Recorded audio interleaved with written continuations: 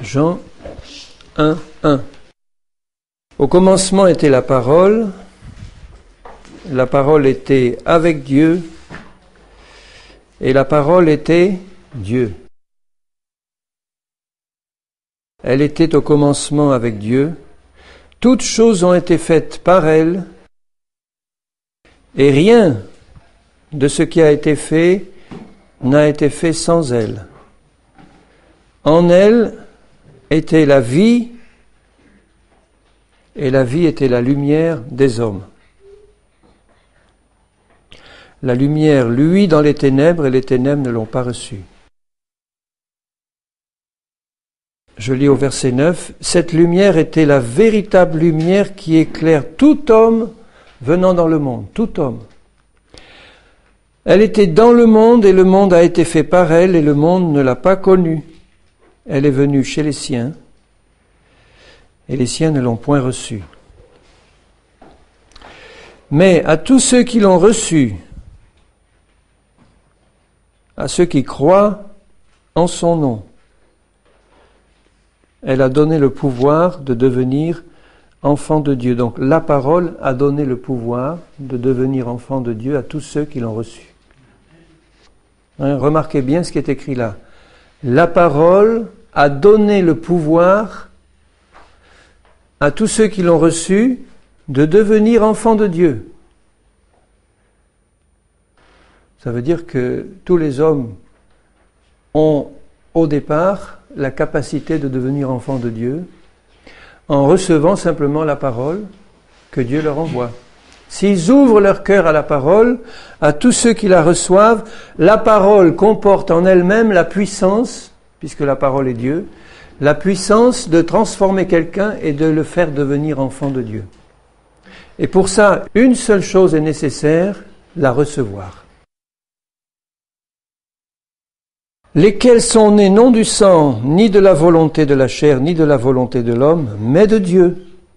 Puisque la vie est dans la parole, que la vie c'est la parole, à tous ceux qui la reçoivent, ils reçoivent la puissance de devenir enfants de Dieu, des enfants de lumière, des enfants de l'amour, des enfants du Tout-Puissant, des enfants vivant de la même vie que Dieu, puisqu'ils sont ses enfants par la parole.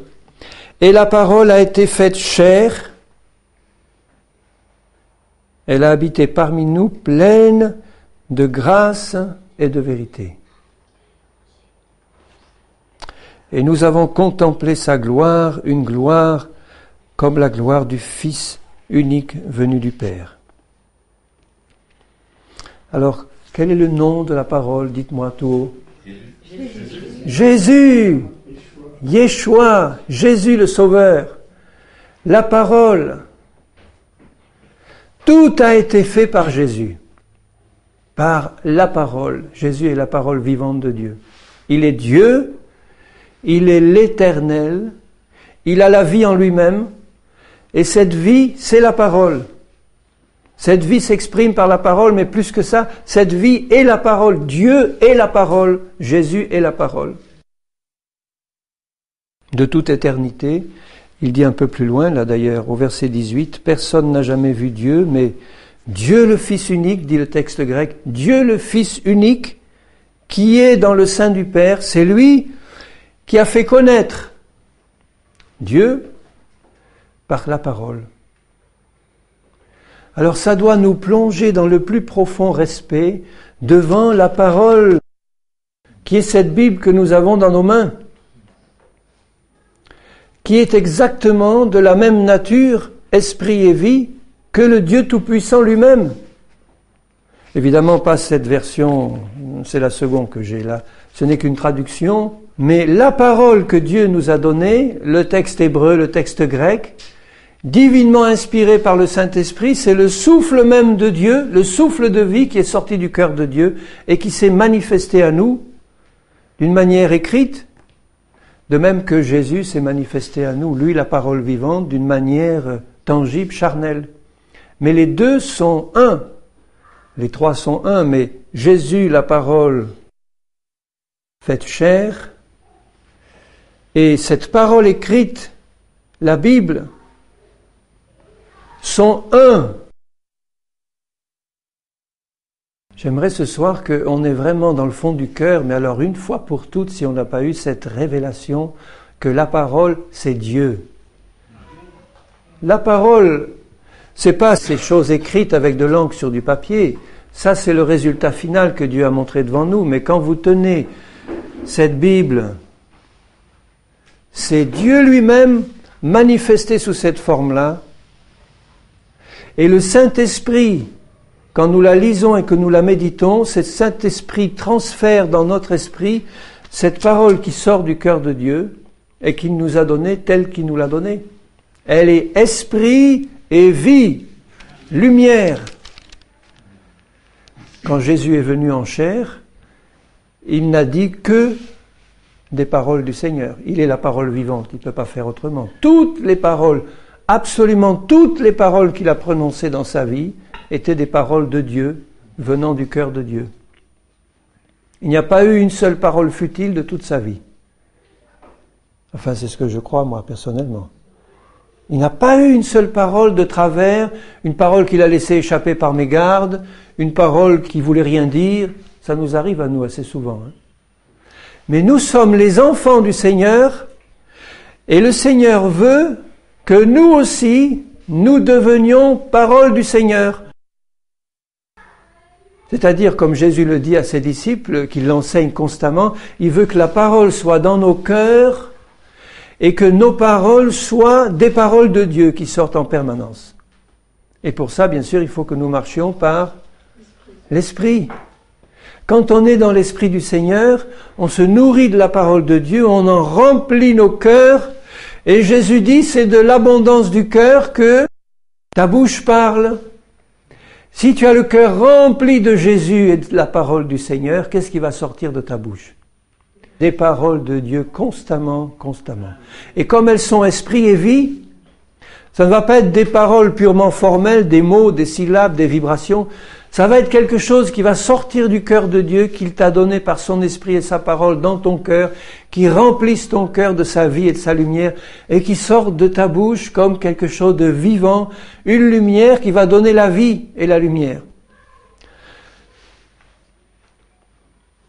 Alors il y a une grande différence entre les techniques des sorciers qui utilisent ça aussi, c'est-à-dire la puissance de la parole pour créer, et ce que Jésus faisait et ce qu'il nous demande de faire.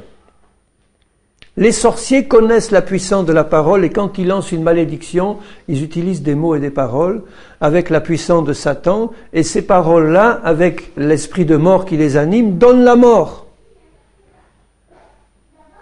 Parce qu'elles sont prononcées par quelqu'un qui croit en elles et qui est serviteur de son maître, c'est-à-dire de Satan.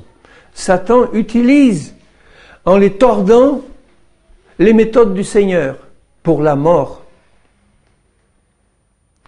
Et les chrétiens qui sont pris par cet esprit-là, c'est-à-dire de Satan, essayent d'utiliser une technique pour prononcer soi-disant des paroles de Dieu créatrices, mais comme une simple technique verbale, en disant c'est le fait de prononcer la parole qui va créer la chose. Et ça, c'est quelque chose qui vient de Satan et qui produit la mort.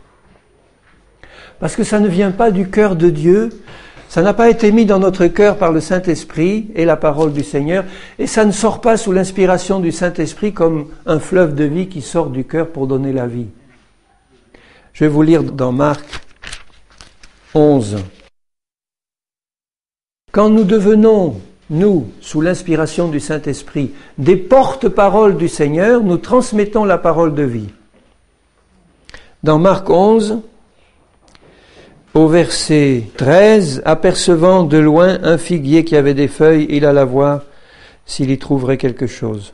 S'en étant approché, il ne trouva que des feuilles, car ce n'était pas la saison des figues. Prenant alors la parole vivante, parle. Il dit que jamais personne ne mange de ton fruit.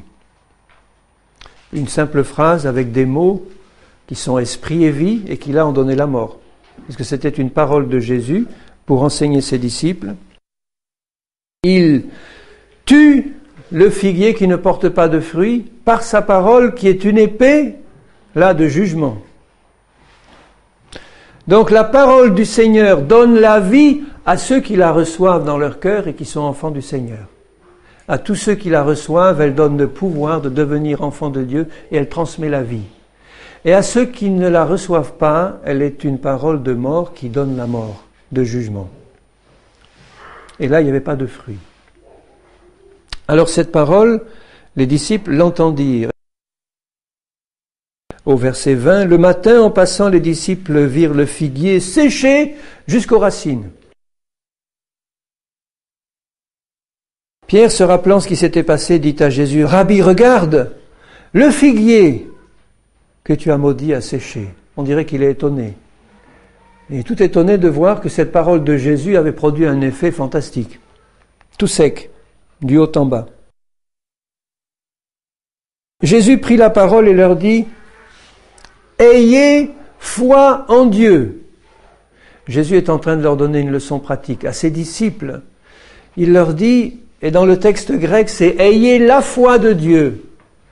Dieu est un Dieu de foi, il a tout créé par sa parole.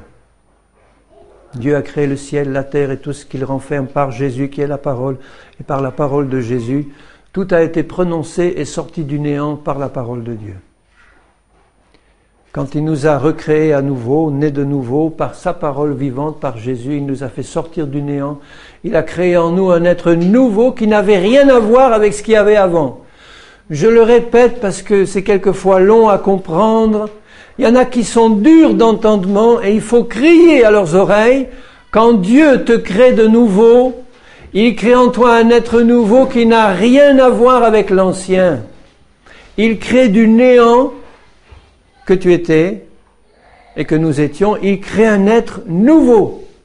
Il ne fait pas du rapiessage, il ne fait pas du rafistolage, il ne va pas reprendre des morceaux cassés des vieilles outres pour en faire des nouvelles. Il crée par sa parole du néant quelque chose, quelqu'un qui n'existait pas avant, et il plante cet esprit nouveau en nous.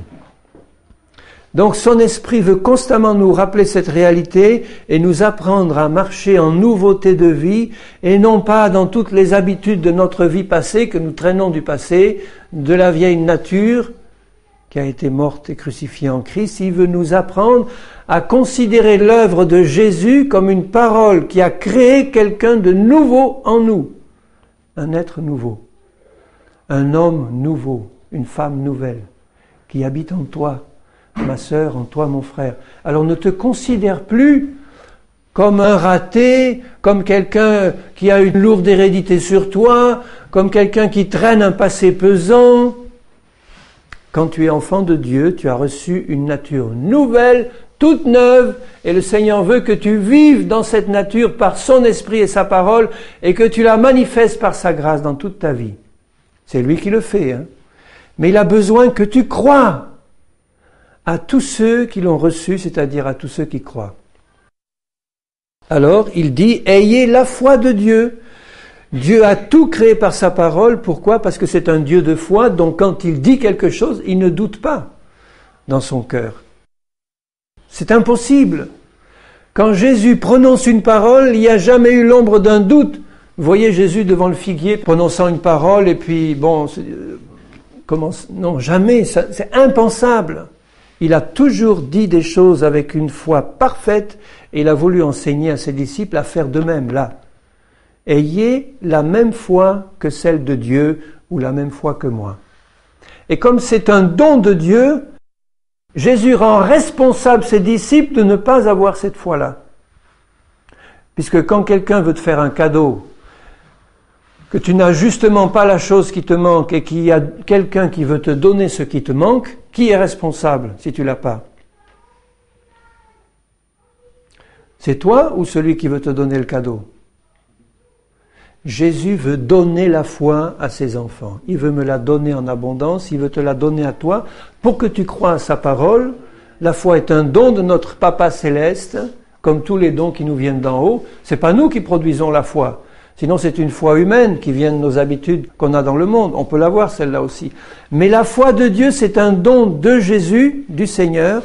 Avec la parole qu'il nous donne, il nous donne la foi aussi.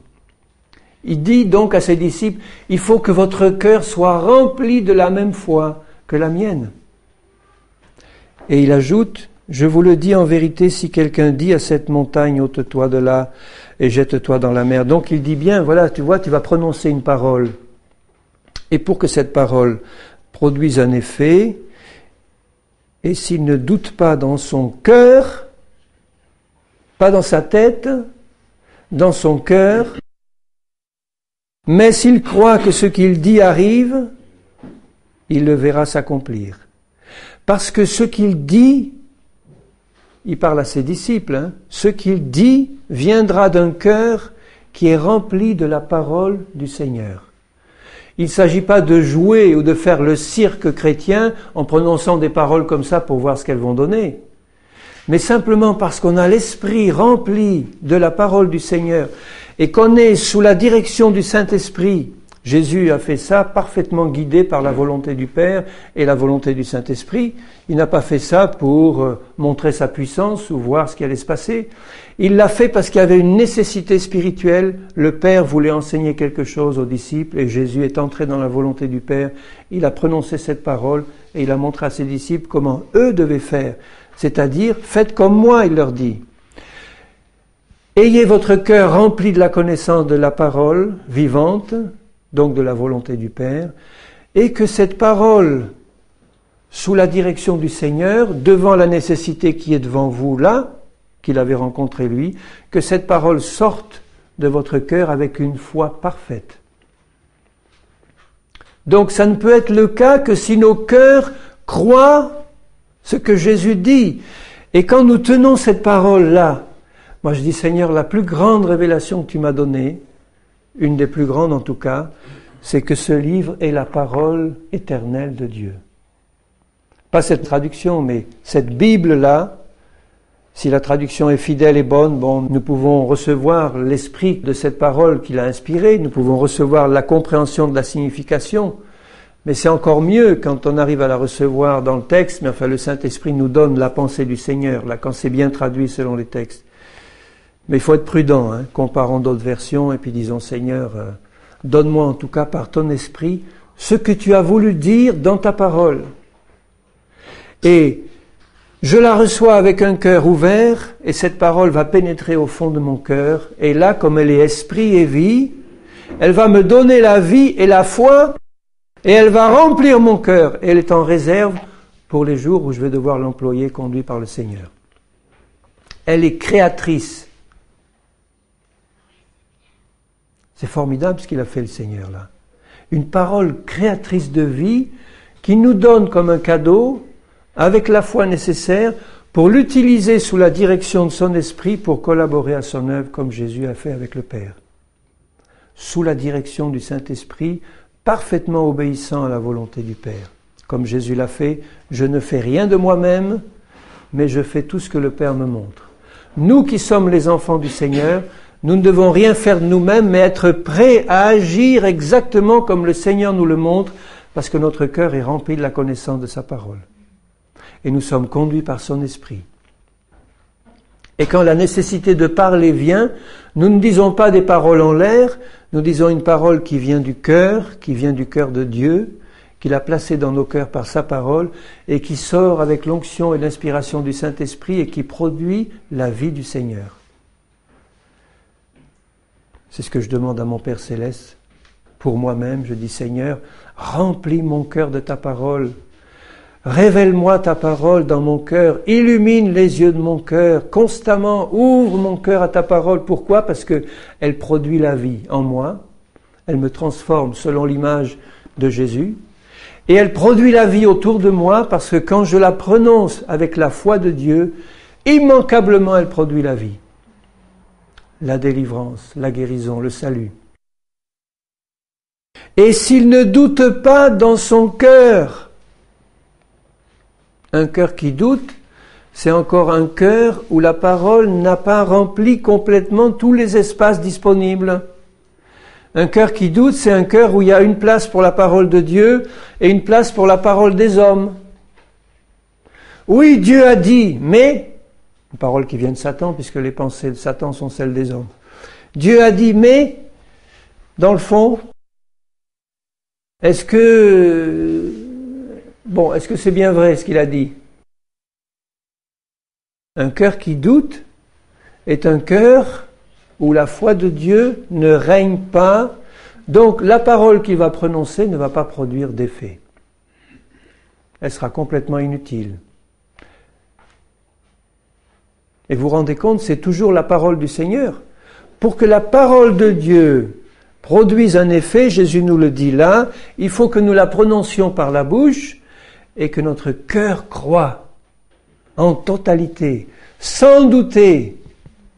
Et comment notre cœur peut croire sans douter? Jésus a dit, celui qui m'aime gardera ma parole dans son cœur. Il faut que mon cœur soit rempli d'amour pour Jésus, qui est la parole vivante. Et si mon cœur est rempli d'amour pour Jésus, qui est la parole vivante, il va être rempli d'amour pour sa parole écrite. Et mon cœur va pas accepter le moindre doute parce que je sais d'où vient cette parole. Mon cœur aime Jésus. Pourquoi est-ce que j'aime quelqu'un? C'est parce que je le connais. Et plus je vais le connaître, plus je vais l'aimer. Si tu connais quelqu'un qui est digne d'être aimé, tu vas l'aimer de plus en plus. Plus tu vas le connaître, plus tu vas l'aimer. Donc, comme je sais que Jésus est le Saint d'Israël, le Dieu parfait, le Fils éternel de Dieu, le Seigneur qui m'a aimé d'un amour éternel, celui qui est venu pour moi sur la terre, qui a donné sa vie, qui a donné tout son sang, qui a tout donné pour moi, qui a donné sa parole pour que je puisse la recevoir dans mon cœur, qui est prêt à m'aider, qui a donné le Saint-Esprit pour que je la comprenne, qui m'a tout donné avec lui, avec sa mort et son sacrifice. Le Père m'a tout donné en Christ. Il est la porte du ciel. Il est le Seigneur et la vie. Il est l'auteur de la foi. Il est celui qui l'amène à la perfection. Il est tout. Il est tout pour moi. Est-ce qu'il est tout pour toi? S'il est tout pour toi, tu dois mettre tout le reste de côté. Ton désir de faire carrière, ton désir d'avoir un ministère, ton désir d'avoir quoi que ce soit, doit passer après ton désir de connaître Jésus. Donc si j'aime Jésus, ça veut dire que j'ai eu une révélation de lui, que mon cœur a été ouvert à la révélation que le Saint-Esprit veut me donner de Jésus, et que de cette révélation-là, j'ai commencé à connaître celui que j'aurai toute l'éternité pour connaître toujours mieux et davantage. J'ai commencé à le connaître et ce que j'ai commencé à connaître de lui me donne une soif ardente de connaître davantage de lui et de sa parole. Et là, mon cœur l'aime et quand je reçois sa parole, c'est-à-dire pas seulement les phrases que Jésus a prononcées dans la Bible, mais du premier verset de la Genèse, premier mot, au dernier verset de l'Apocalypse, c'est la parole vivante, c'est Jésus lui-même sous forme écrite qui est venu à moi. C'est Jésus lui-même la parole écrite. Alors je vais dévorer mon Seigneur. Je vais manger sa chair et boire son sang. Dévorer sa parole dans un esprit de prière en sachant qui me l'a donné, qui est celui qui me l'a donné, pourquoi il me l'a donné. Une parole qui est vie, une parole qui est esprit, une parole qui, quand je prie avec un cœur plein d'amour pour Jésus, va remplir mon cœur de foi. La foi vient de ce que l'on entend, et ce que l'on entend vient de la parole de Christ. La foi vient de ce qu'on entend avec les oreilles du cœur. Parce que j'aime Jésus, je vais garder sa parole. Jésus dit bien à ceux qui ne le recevaient pas, il dit, vous avez pour père le diable, et ma parole ne pénètre pas en vous, parce que vous avez pour père le diable. Nous, brebis du Seigneur, nous sommes les enfants du Seigneur et nous avons reçu du Seigneur la capacité d'avoir des oreilles qui écoutent leur Dieu. Si je vois un chrétien désobéissant en permanence, je me pose des questions sur sa nouvelle naissance. Je ne dis pas que dès la nouvelle naissance, on est obéissant en tout et pour tout, mais il y a dans le fond du cœur de celui qui est né de nouveau, qui a connu Jésus, qui a commencé à connaître Jésus, tout de suite, immédiatement, il plante le Seigneur par son esprit le désir d'obéir. Et le désir d'obéir toujours plus, jusqu'à la perfection, comme Jésus. De dire, Seigneur, je veux arriver au point où je suis conduit par ton esprit, où je collabore à ton œuvre, mais je suis conduit par ton esprit dans une marche parfaitement en accord avec ton Saint-Esprit, qui va me conduire librement, et moi j'adhère librement à son action, et tous les deux, Jésus et moi, nous marchons dans ses plans parfaits, parce qu'il a besoin de moi pour les réaliser. Il va me les révéler, et moi ma part, ça va être de dire, Seigneur, j'entre dans tes plans, et je collabore avec ce que tu me montres, comme toi tu l'as fait avec ton Père, qui t'a montré toutes choses, tu l'as pris librement, et tu es rentré dans les plans du Père. Et nous avons vu ce que ça a donné. Quand Jésus est venu, ça a tout changé. S'il n'était pas venu, nous serions tous dans les ténèbres et morts pour l'éternité. Il est venu, ça a tout changé, et dans le cœur de ceux qui l'ont reçu. Il a mis la vie, il a commencé à faire un travail qu'il n'achèvera pas si tu continues à garder dans ton cœur l'amour pour Jésus et pour sa parole. Il terminera ce travail.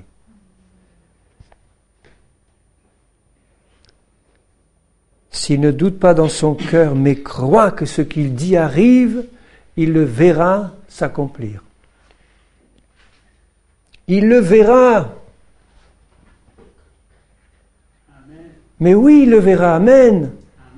Alors il ne faut plus nous lamenter en disant « Oh, j'ai encore jamais vu ça, et puis ça fait 10 ans, et puis oh Seigneur, mais il m'a oublié, et puis j'en connais des tas qui sont morts, ils n'ont rien vu, et puis... » Mais je ne veux pas savoir ce qui se passe à côté. Je dis, moi Seigneur, je veux voir. Tu m'as dit, tu verras. Tu verras. Tu l'as demandé avec foi, tu le verras. Tu le verras. Alléluia! Amen. Jésus l'a vu. Les disciples l'ont vu. Et puis il leur dit, si tu crois, tu verras la gloire de Dieu. Tes yeux vont voir ce que tu as osé prononcer avec ta bouche parce que tu l'as cru dans ton cœur, parce que ton Jésus te l'a dit. Alors, honte à nous quand nous prononçons des paroles en l'air, des paroles de doute, d'incrédulité, j'ai pas encore vu ça et je sais pas si je le verrai jamais. Si tu parles comme ça, tu le verras pas. Tu es comme les 10 espions qui sont revenus du pays, qui n'ont vu que des géants, mais qui ont oublié la parole de Dieu, qui leur avait dit « Entrez, allez-y, je suis avec vous, et vous les chasserez tous. » Leurs yeux ont vu des géants, des villes immenses, des murs. La parole de Dieu n'était pas dans leur cœur, mais Josué et Caleb, qui ont vu la même chose que les autres, eux avaient un cœur plein d'amour pour leur Seigneur et pour sa parole. Si j'aime Jésus, je vais aimer sa parole et je vais la garder. Ils avaient un cœur plein d'amour, ils se sont pas laissés démonter par ces géants. Ils sont rentrés, ils ont vu ça, ils ont dit, mais ça, ce sont des fourmis pour le Seigneur. Si Dieu est avec nous, qui peut être contre nous? Allons-y mes frères, allons-y! Oh, nous on a vu, hein. Mais tu n'as pas vu la parole du Seigneur, tu n'as pas vu le Seigneur. Ton cœur n'était pas rempli de la parole de Jésus. Et à cause de ça, ils ont dû attendre 40 ans, même les deux qui avaient été fidèles. Pardonnez. Et quand vous êtes debout faisant votre prière, quand vous avez quelque chose contre quelqu'un, pardonnez. Et si vous ne pardonnez pas, votre Père qui est dans les cieux ne vous pardonnera pas non plus. Tu auras beau dire toutes les paroles de foi, même qui s'accompliront de ta bouche, et faire toutes sortes de miracles, si tu ne pardonnes pas à tous ceux qui t'ont fait du mal, de tout ton cœur, et sans plus une trace d'amertume, plus rien, terminé. On t'a fait du mal, pardonne. N'en parle plus. Si tu remets ça sur le tapis, c'est que tu n'as pas pardonné. Je dis ça pour certains parce que je sais que certains disent « j'ai pardonné » et puis à l'occasion ça ressort tout le temps. Ah oui, mais il y a 6 mois, je n'ai pas oublié ce qu'il m'a fait. Ou 1 an. J'ai pardonné, mais enfin, quand même, eh bien tu n'as pas pardonné.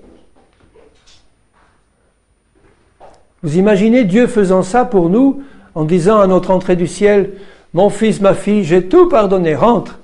Et puis 2 siècles après, il nous avait dit, bien, tu sais ce que tu as fait là, un jour, C'était quand même gros, hein? Jamais notre Père Céleste va faire ça, jamais. Il mettra tous nos péchés au fond de la mer, il les oubliera, sauf si nous ne pardonnons pas, il nous les remettra dessus, et ça sera la mort.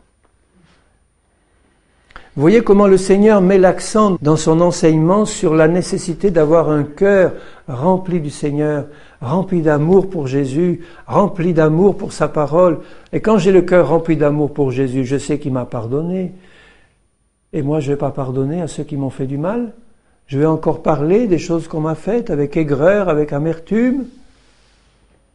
Arrêtons ça en vitesse. Jésus revient très bientôt.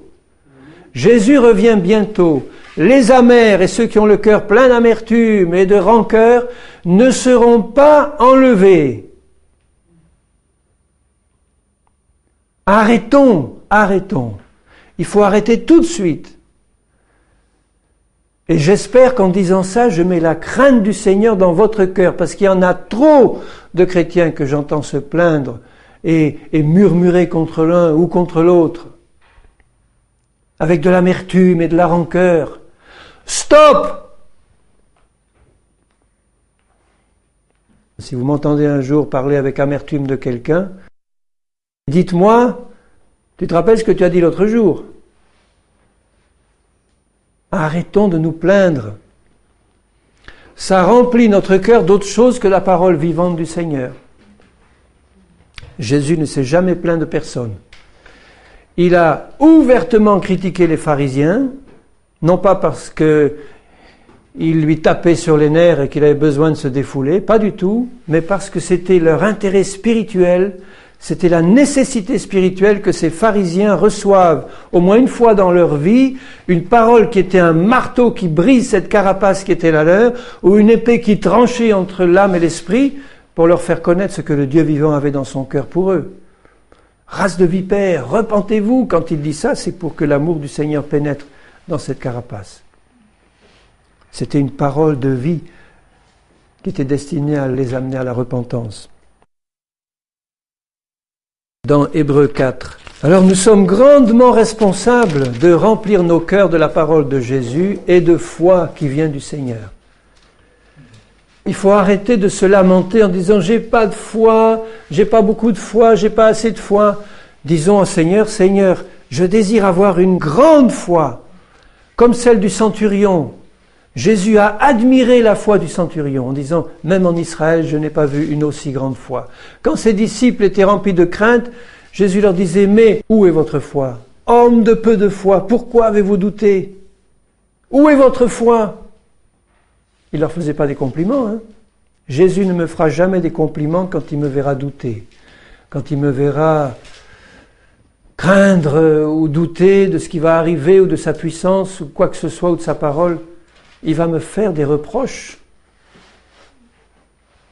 Race incrédule et perverse, jusqu'à quand je te supporterai, Henri, quand tu es incrédule? Seigneur, tu connais mon cœur, Seigneur, je veux être rempli de ta foi. J'ouvre mon cœur, vas-y Seigneur, fais ton œuvre. Craignons donc, Hébreux 4, craignons, tandis que la promesse d'entrer dans son repos, le repos de la foi. Sans stress, sans excitation, sans agitation, frénétique. Qu'est-ce qui va se passer? Vite, il faut agir. Qu'aucun de vous ne s'en trouve exclu. Exclu, ça veut dire quoi? Vous passez un examen, vous atteignez pas la barre, vous êtes exclu. Craignons donc d'être exclus. De quoi? Du repos du Seigneur. Est-ce que tu as le cœur en paix ce soir, le cœur dans le repos de Dieu? C'est que tu es dans la foi, dans la tranquille assurance que ta vie est entre les mains du Seigneur qui s'occupe de toi, que tout ce qui n'est pas encore accompli dans ta vie, il a prévu de l'accomplir, qu'il est en train de le faire jour après jour et que plus tu auras soif de lui et de sa parole, plus le travail va aller vite dans ta vie. Si tu as cette paix et cette tranquillité, tu ne vas pas rouspéter quand quelque chose ne va pas aller. Tu vas regarder à Jésus en disant « Seigneur, qu'est-ce que tu veux m'apprendre là encore ?» Qu'est-ce que tu veux me montrer? Montre-moi, Seigneur. Car cette bonne nouvelle de la parole du Seigneur, de Jésus, nous a été annoncée aussi bien qu'à eux, c'est-à-dire les Hébreux dans le désert, qui représentent le peuple du Seigneur, c'est-à-dire nous les chrétiens. Ils avaient reçu une bonne parole. Quelle merveilleuse parole! Je vais vous faire sortir du désert, je vais vous donner un pays où coule le lait et le miel, un pays de victoire, un pays où vous allez vous établir, un pays où je construirai mon temple, un pays où je descendrai habiter au milieu de vous. Mais c'est pas formidable ça? Les mêmes paroles qu'il a dites aux Hébreux, il les a dites à son Église. Je bâtirai mon Église, je vais construire un temple et vous, chacun, vous serez les temples de l'Esprit et je vais bâtir un temple merveilleux pour y habiter pour l'éternité, pour vous donner tout l'héritage céleste et puis vous transporter après avec moi dans l'éternité. J'ai promis ça. Donc les Hébreux avaient reçu la même parole que nous. Voyez-vous ce qu'ils en ont fait de cette parole à part quelques-uns? Cette bonne nouvelle nous a été annoncée aussi bien qu'à eux, mais la parole qui leur fut annoncée ne leur servit à rien. C'était la parole de Jésus, c'était la parole vivante, c'était la parole créatrice, c'était la parole en qui était la vie, c'était la parole en qui était la lumière. Elle ne leur a servi à rien. C'est horrible, c'est terrible. De penser qu'il n'y a qu'une chose qui peut bloquer la parole du Seigneur, c'est dans le cœur d'un homme, l'incrédulité. Et l'incrédulité, c'est la haine de Jésus. C'est le meilleur mot que je pourrais trouver pour définir ce que c'est que l'incrédulité. Parce que celui qui aime Jésus croit à sa parole. C'est lui qui le dit, c'est pas moi. Hein? Donc l'incrédulité, c'est la haine de Jésus. C'est le rejet de Jésus. Et de tout ce qu'il représente. Parce que cette parole ne trouva pas de la foi chez ceux qui l'entendirent. Tous l'ont entendu. Et la différence entre ceux qui l'ont reçu et ceux qui l'ont pas reçu, c'est que tous l'ont entendu, mais chez ceux qui l'ont reçu, la parole a trouvé la foi. La foi vient de ce que l'on entend vient de la parole de Dieu, donc ils ont tous entendu, mais ils n'ont pas tous entendu avec le cœur. Ils ont tous entendu avec l'oreille et avec la tête, mais s'ils avaient entendu avec leur cœur, ils auraient dit ce Dieu d'Israël, qui a tant fait pour nous sortir d'Égypte. Nous avons vu tant de miracles extraordinaires. Tant de fois il nous a secourus, il a changé les eaux amères en eau pure, il nous a donné à boire, à manger la manne. Ce Dieu d'Israël qui a été si merveilleux, on a vu ces miracles jour après jour. Depuis notre sortie d'Égypte, on n'a vu que ça. Mais ce Dieu-là, ce merveilleux Dieu, il va encore nous tirer d'affaire. Et il vient de nous dire une parole. Nous la recevons comme une précieuse parole venant d'un Dieu que nous aimons de tout notre cœur. Et nous lui faisons confiance et on va encore assister à un glorieux, merveilleux miracle. Oh, quelle gloire! Voilà ceux qui avaient reçu la parole dans leur cœur, ce qu'ils se disaient entre eux. Quelle gloire! On va encore voir un exploit de notre Dieu. Fantastique! Et on n'a encore rien vu. Et les autres, ceux qui n'aimaient pas le Dieu d'Israël, ceux qui avaient le cœur endurci par la séduction du péché, ils se disaient, oh, cause toujours, hein, il parle, mais encore, on n'est pas encore sorti de ce désert, et puis ça fait des mois qu'on traîne dans ce soleil brûlant. Ils n'avaient pas la vision du but final du Seigneur. Ils protestaient, ils rouspétaient. Si tu as la vision du but final du Seigneur, mais tu es prêt à passer au travers de tout. Et quel est le but final du Seigneur? De t'amener en sa présence pour l'éternité, de te changer à l'image de Jésus, de faire de toi cette créature nouvelle qu'il a créée par sa parole, qu'il a implantée en toi, de la manifester dans toute sa beauté par la grâce de Jésus, de manifester tous les dons du Père en toi. Tu n'es pas rejeté par le Père, tu n'es pas un rien du tout. Dis plus ça. Incrédule, ne dis plus ça. Dis, j'ai reçu du Seigneur une nature nouvelle, il est en train de me transformer à l'image de Jésus. Je m'attends à lui, tout l'avenir est devant moi, dans la main de mon Seigneur, jusqu'au bout de l'éternité. Et ici et maintenant, Il va m'introduire dans son plan toujours parfait, jour après jour. Je vais voir sa gloire. Il va m'enseigner. Sa parole, je la reçois. Elle va me transformer. Et je vais manifester la gloire du Seigneur. Je m'attends à ça. Pour ma part, je m'y attends. Je dis, Seigneur, tu vas manifester ta gloire dans ma vie, c'est-à-dire la nature de Jésus en moi. Est-ce que tu le crois? Tu le verras s'accomplir. Donc, ne crains plus rien. Tu le verras s'accomplir. Si tu passes au travers de la vallée de l'ombre de la mort, je suis avec toi. Il dressera une table en face de tes adversaires. En face. Une table bien garnie de toutes les richesses du Seigneur. Et tu auras une coupe qui débordera. Et tes ennemis grinceront des dents parce qu'ils ne pourront rien faire contre toi. Rien. Ils pourront te couper la tête peut-être, mais Jésus la fera ressusciter, encore une plus belle. T'inquiète pas pour ça. Rien ne peut t'arriver en dehors de la volonté de ton Père, rien du tout. Pour nous qui avons cru, verset 3, pour nous qui avons cru, nous entrons dans le repos, selon qu'il dit, je jurai dans ma colère. Si tu veux, si nous voulons déclencher la colère de Dieu, faisons preuve d'incrédulité. Ça veut dire que nous n'aimons pas le Seigneur et sa parole. L'incrédulité, c'est le manque d'amour pour Jésus. Quand je constate de l'incrédulité dans ma vie, je dis, Seigneur, je me prosterne devant toi par terre et je te demande pardon, Seigneur. Pardon, Seigneur. Je t'ai pas aimé comme tu devrais, parce que tu m'as donné une parole. J'aurais dû me rappeler que cette parole venait d'un Dieu de parole qui ne ment pas. Sa parole ne passera pas, le ciel et la terre passeront, mais jamais sa parole ne passera. Il me l'a donnée pour que je la reçoive dans un cœur d'enfant, dans un cœur tranquille et confiant. Seigneur, tu vas agir. Je te fais confiance, Seigneur. Je vois rien peut-être maintenant, mais je te fais confiance. Tu as un plan pour moi. Je te rends grâce et je te rends gloire, Seigneur. Et même au dernier instant, si c'est le dernier instant, Seigneur, eh bien, je te rends gloire. Tu es merveilleux. Tu as tout prévu pour moi. C'est pas le repos, ça. C'est le repos de la foi. Et Dieu s'est reposé de toutes ses œuvres le 7e jour. Il a tout créé par sa parole. Le 7e jour, il se repose.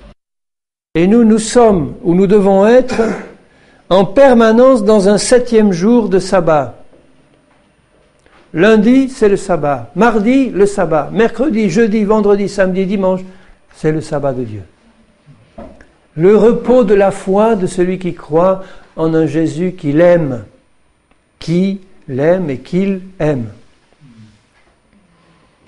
Ils entreront dans mon repos, puisqu'il est encore réservé à quelques-uns d'y entrer. Jésus sait que dans la fin des temps, la foi du plus grand nombre diminuera, l'amour du plus grand nombre diminuera. Il parle pour la fin des temps, il est réservé à quelques-uns d'y entrer, et que ceux à qui la promesse a été faite n'y sont pas entrés à cause de leur désobéissance, c'est-à-dire de l'incrédulité, c'est pareil. Désobéissance égale incrédulité. Dieu fixe de nouveau un jour, aujourd'hui, c'est-à-dire ce soir même, au moment où je te parle et où ton cœur entend la parole du Seigneur. C'est le jour où Jésus t'invite à rentrer et à rester dans le repos de sa foi que la parole du Seigneur te donne. Aujourd'hui, comme il est dit plus haut, si vous entendez sa voix, n'endurcissez pas vos cœurs. Il y a donc un repos de sabbat pour le peuple du Seigneur.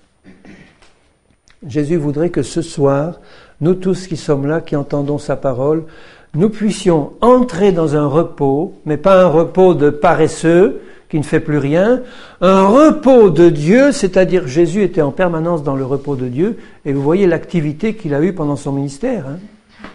Ça n'a pas été un paresseux qui s'est mis dans un coin en disant « j'attends que les choses passent » du tout.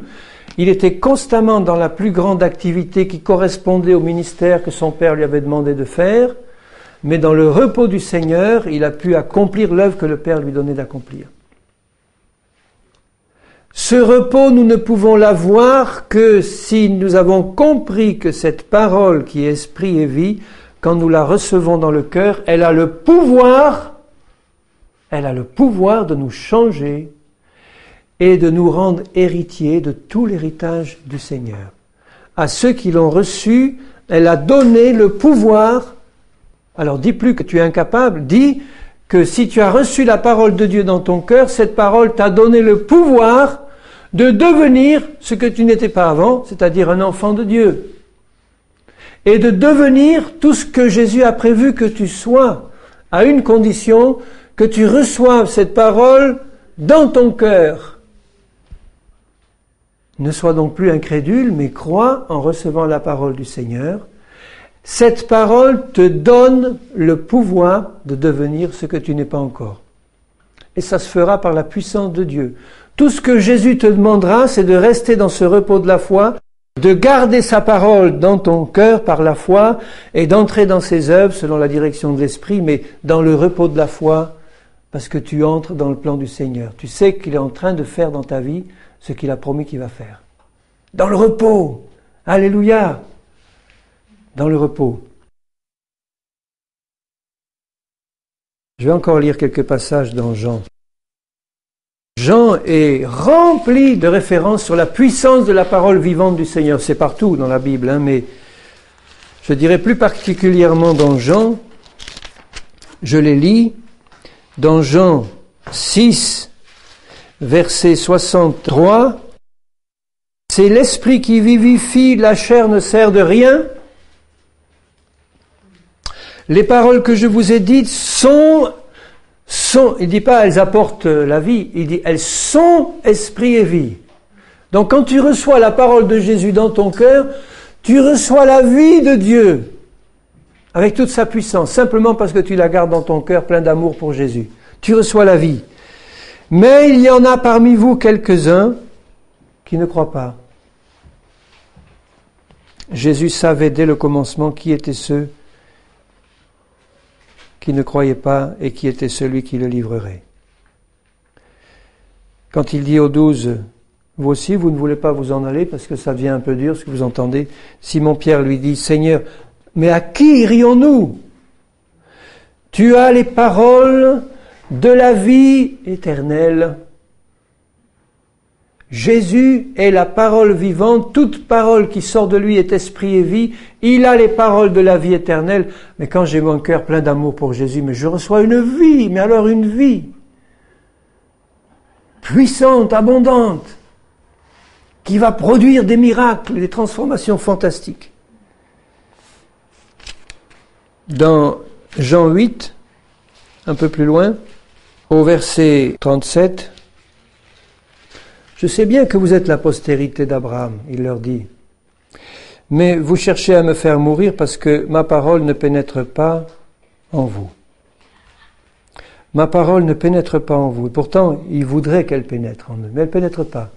Ça rentre pas. Et il dit, un peu plus loin, au verset 42, si Dieu était votre Père, vous m'aimeriez, car c'est de Dieu que je suis sorti. Pourquoi, verset 43, ne comprenez-vous pas mon langage ou ma parole? Parce que vous ne pouvez pas écouter ma parole, vous avez pour père le diable, et vous voulez accomplir les désirs de votre père. Verset 45, et moi, parce que je dis la vérité des paroles de vie, vous ne me croyez pas. Donc, voyez l'importance du cœur de ceux qui l'écoutaient.